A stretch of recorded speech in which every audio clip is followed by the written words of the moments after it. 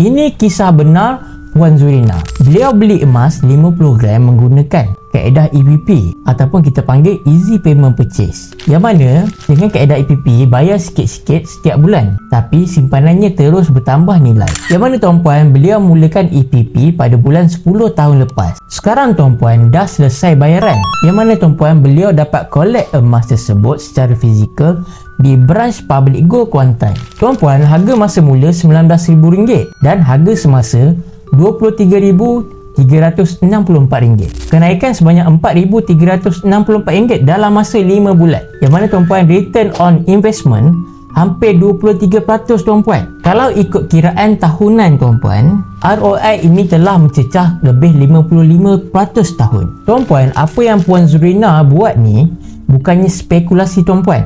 Ini adalah strategi simpanan jangka masa panjang. Yang mana tuan-puan beliau tak tunggu pun harga turun baru nak mula.